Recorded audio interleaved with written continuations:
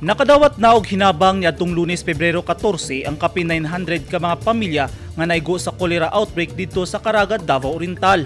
Gikan sa relief goods hangtod sa pinansyal nga hinabang ang gitunol sa opisina ni Senator Bongo. Sa usa ka simpleng seremonya dito sa Barangay Santiago sa Caraga, gitunol ni Attorney Vanessa Gukong ang mga hinabang nga gipadala sa senador.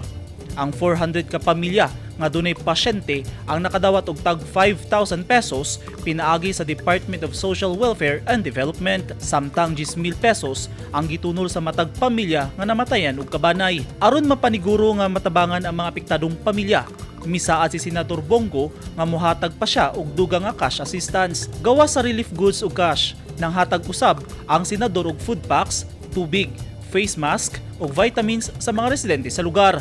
Aron malingaw ang katawhan nga naapektuhan, nagparapol ang senador og bisikleta, computer tablet ug mga sapatos, mga tatak nga ipanghatag kung magpatapok ang senador. Ang turnover ceremony gitambungan ni Attorney Vanessa Gukong, ang representante sa senador. Miadto usab si Davao Oriental Governor Nelson Dayang Hirang ug ubang opisyal sa lungsod ug personal nga nanghatag og food packs nga dunay bugas, sardinas, noodles, gatas ug kape. Nagpasalamat ang mga residente kay ilang nabati ang suporta nga gitudol kanila hilabi na sa panahon sa ilang kalisod. Aron dili na mautro ang cholera outbreak, misaad si Governor Dayang Hirang nga iyang patukuran og patubig ang lugar.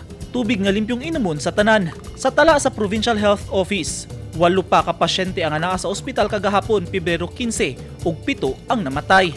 Samtang ang 575 nakaulit na sa ilang tagsa-tagsa kapanimalay. Tungod sa cholera outbreak, mideklara ang lokal nga panggamahanan sa Caraga nga ipilawom sa state of calamity ang lugar aron magamit nila ang pondo sa calamity fund sa pagresponde sa problema. Kahinumduman ni adtong Enero 29, 2022, nagsugod ang outbreak sa Caraga sa Davao Oriental. Eugene Hinutan, Newsline Philippines. Stay safe